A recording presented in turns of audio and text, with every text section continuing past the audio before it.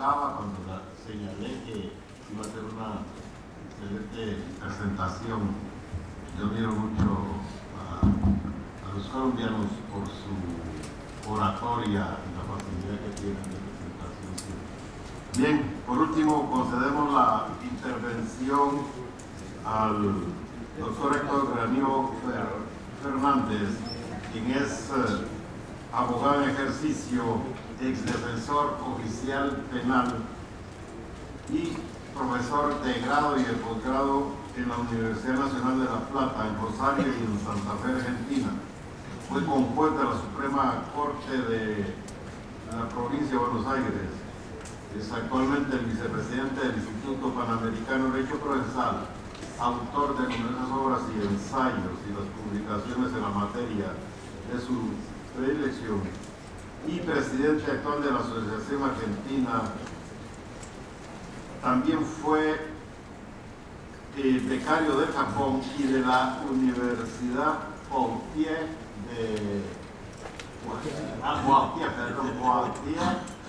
de Francia. Él nos va a hablar sobre el juicio oral y la participación del ciudadano o de la ciudadanía en dicho juicio a través del jurado. Muchas gracias.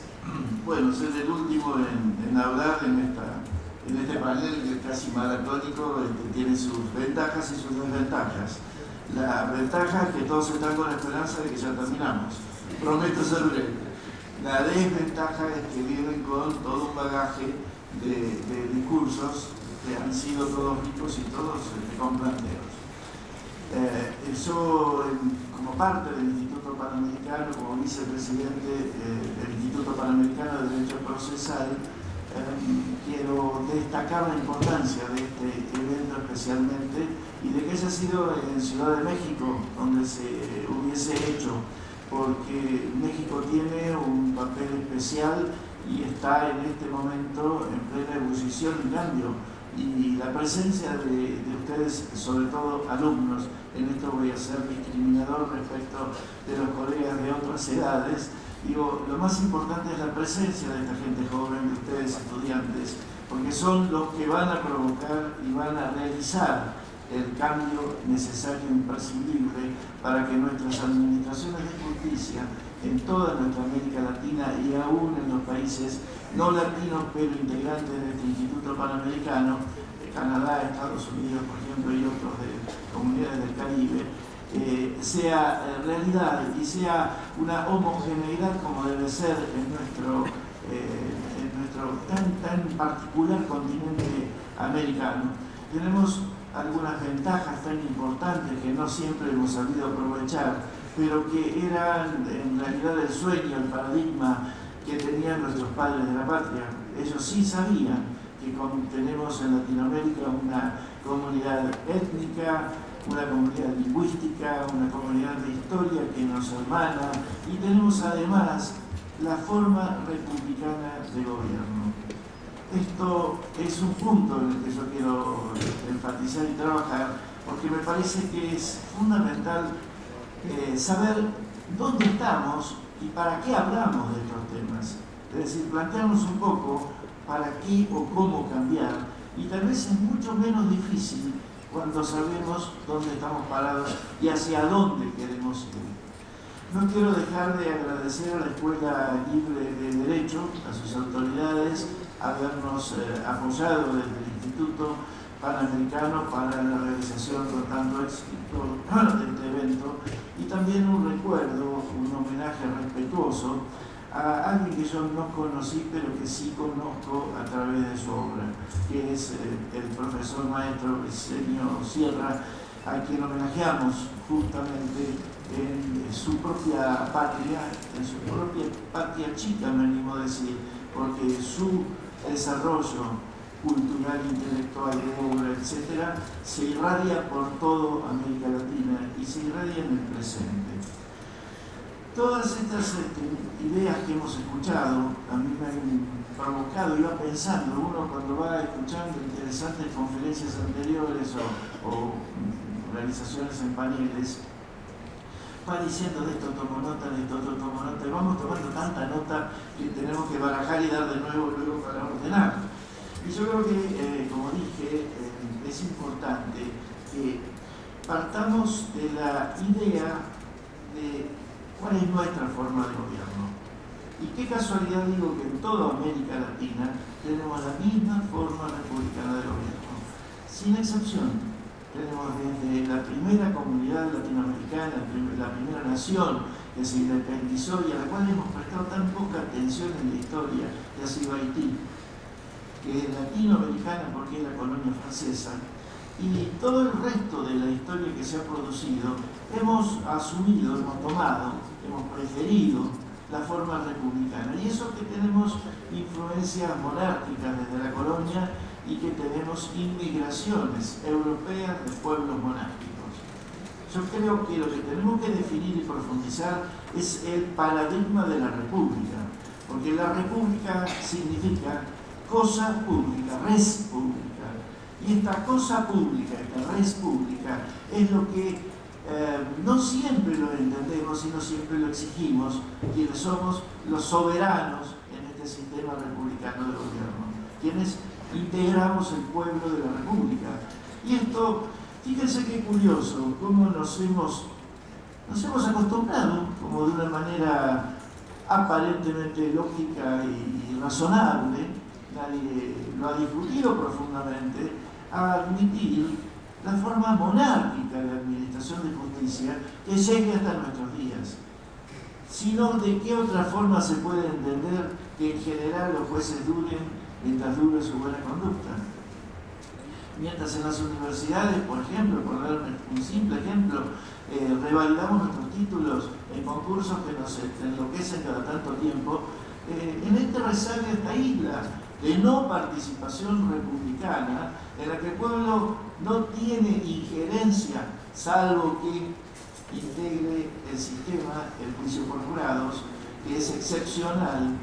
En nuestra América Latina todavía tenemos la concentración de la decisión entera de veredicto y sentencia en manos de los jueces letrados. Esto no es una arenga en contra, al contrario, soy muy respetuoso de los señores jueces y magistrados, pero esto es sistémico. Esto tenemos que entender hacia dónde vamos, si profundizamos la república o si vamos a seguir asistiendo a una absoluta imposibilidad de actuación del pueblo en el gobierno de ese 33,33 imaginario del Poder Judicial. Votamos a los miembros del Poder Ejecutivo y del Legislativo, así participamos y creamos a nuestros representantes. Pero en el Poder Judicial no tenemos otra forma posible de participar que no sea la del juicio por jurados.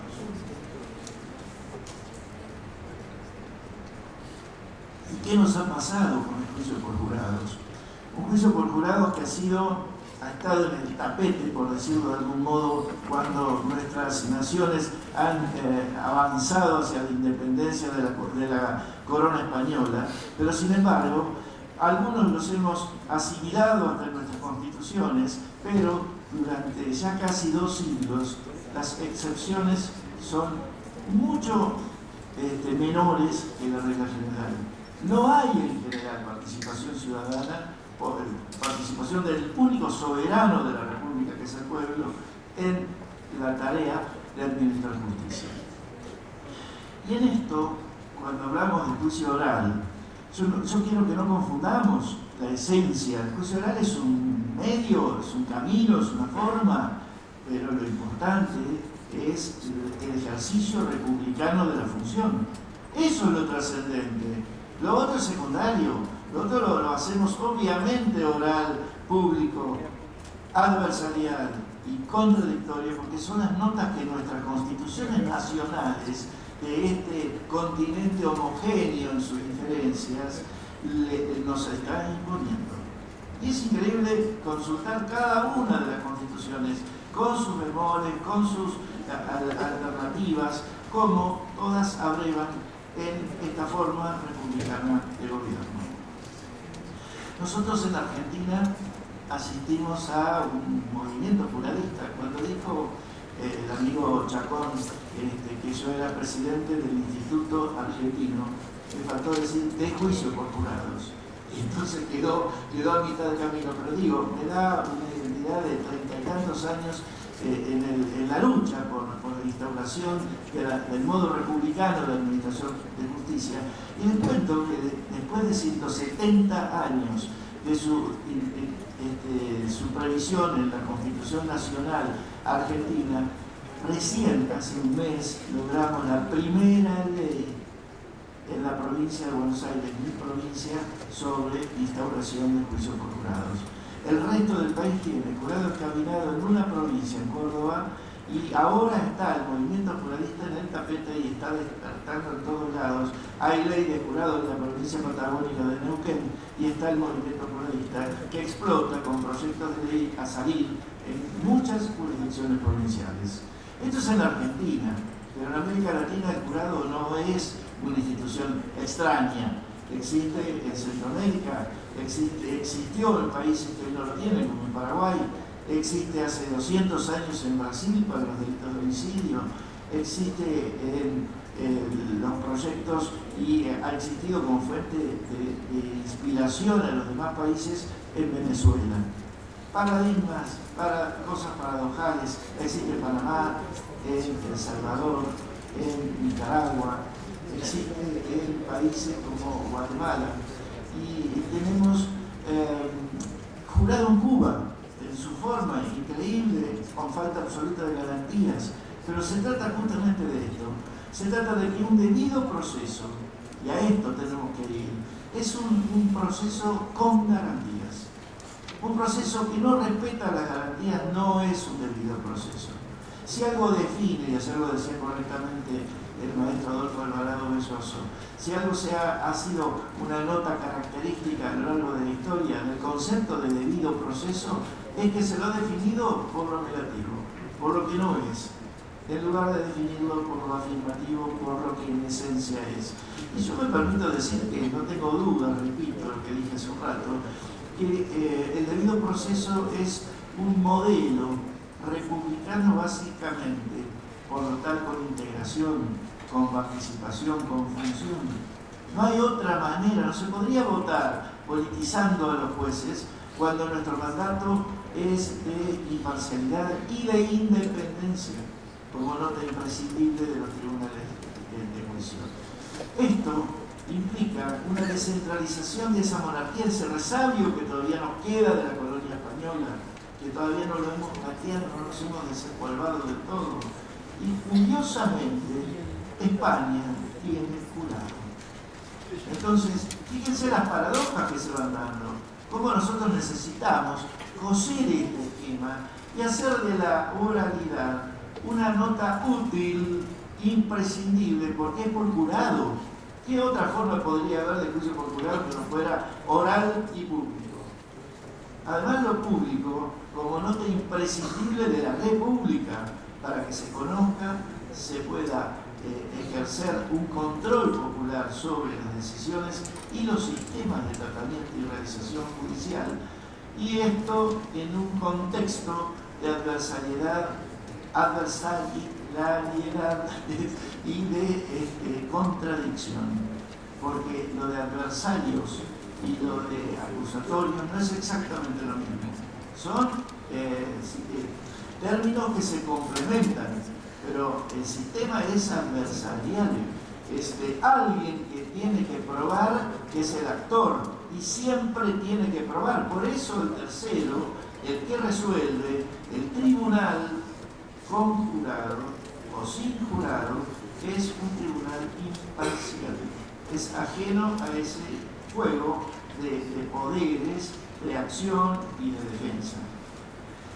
Hablamos de oralidad, y de oralidad ya digo, que es un camino, que es el más lógico, que es el más correcto, que es el más idóneo entre todos los posibles, para que el pueblo conozca qué hacen sus autoridades, sus gobernantes. Porque saquémonos la máscara, se nos ha influenciado en creer, o por lo menos aplicar, que con este cuento de que los jueces no son politizados, no ejercen poder de gobierno. No, señores, el Poder Judicial también gobierna. Y el esquema de gobierno vaya si gobierna, que puede dejar sin efecto los actos de los otros dos poderes. Esto es para repensar. En todo esto, ¿quién está ausente? El soberano. Es curioso. El soberano de la República no participa de... Bueno, toda la historia de la humanidad, desde Grecia y Roma, nos hablan de cómo se fue formando este movimiento y cómo nos cuentan algunas historias que son historias tergiversadas. Esta también la tenemos que enfrentar, aclarar y definir directamente como lo cierto y lo no cierto. Esto de que el derecho continental europeo es el que tiene la mejor tradición grecolatina, no es cierto, al menos en el área del derecho procesal penal. Esto que ha pasado de Roma a Inglaterra, el país sajón, y que Inglaterra ha exportado a sus colonias, y que estas colonias han traído a nuestra América Latina, esto es un movimiento, y es la más rigurosa tradición romana de la República, la tiene el Camus. El resto es la tergiversación por la Inquisición. El Tribunal de la Santa Inquisición torció con esa tradición. El Tribunal de la Santa Inquisición, que no era ni santa ni era en realidad una Inquisición, era la monstruosa represión, peormente imaginable e imposible, del exceso de poder con fines políticos absolutos. ¿Qué quería la Inquisición? Con centralizar las coronas, enriquecerlas y hacer lo que, por ejemplo, nuestra madre patria, una madre que nos hostigó, esa madre fue la que creó el tribunal y lo aplicó para no pagar la deuda interna que tenía con judíos y con musulmanes, que eran las clases altas de los distintos estados de la península ibérica, que terminan con la caída de Granada, la unificación del Reino de España, junto con el descubrimiento de América, que les viene tan bien para llenarse de nuestro oro. Entonces, yo no soy un anti-hispánico. Tengo tradición española, tengo ancestros españoles y no renuncio a eso, pero la verdad de la historia tiene que estar absolutamente definida.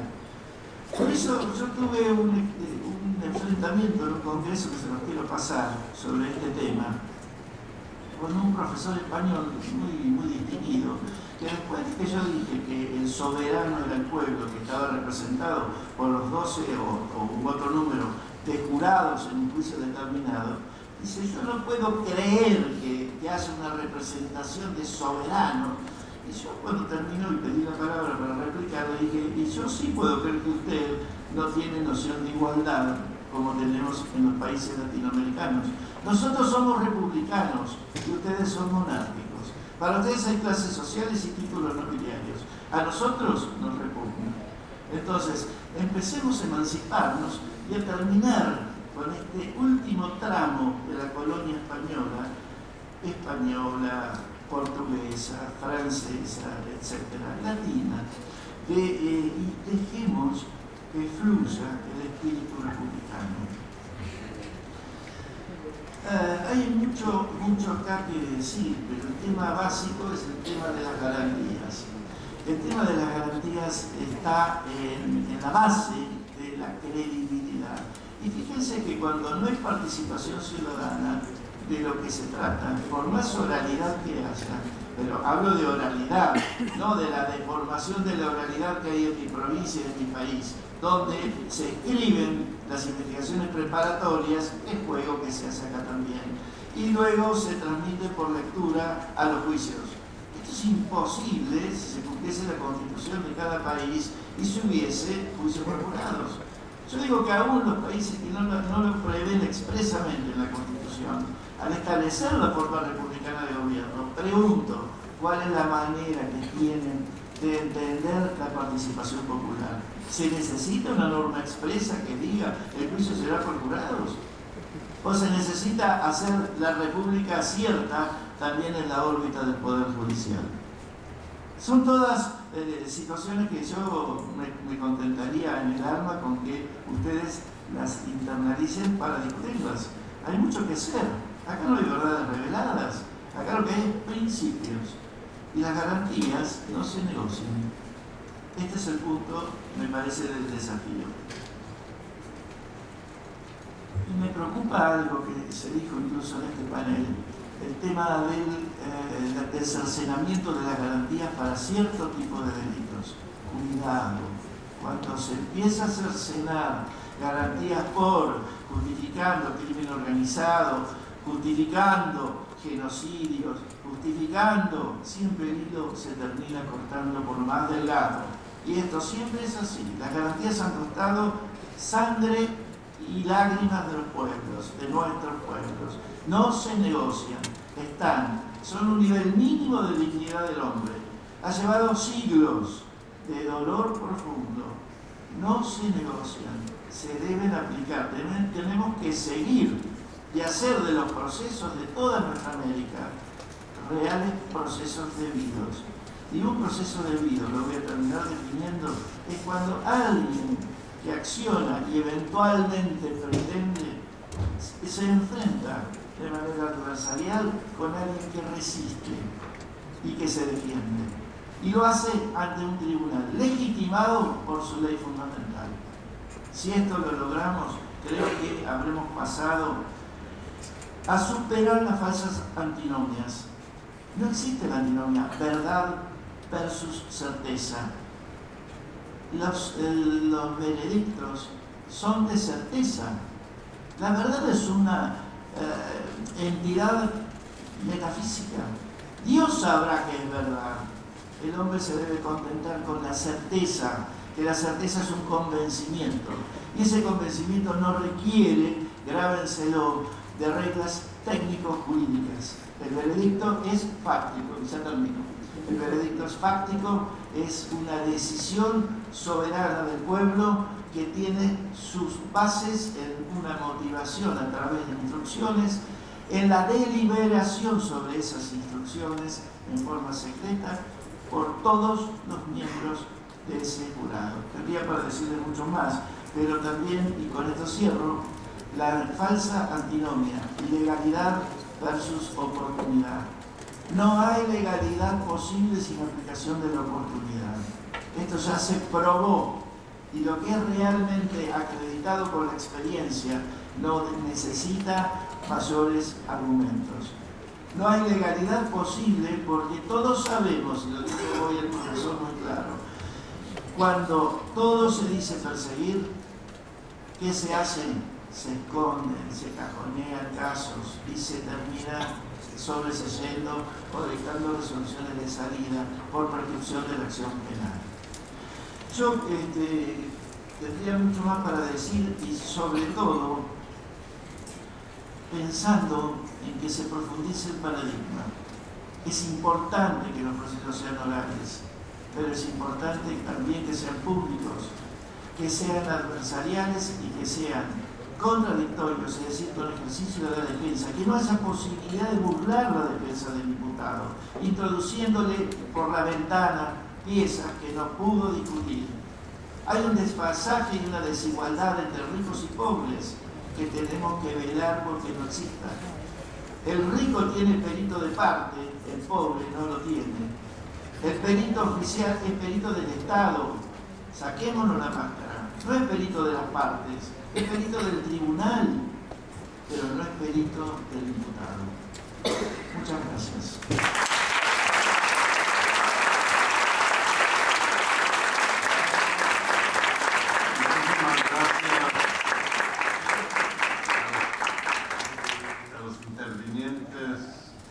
A las magníficas ponencias, aclaraciones y presentaciones que han hecho.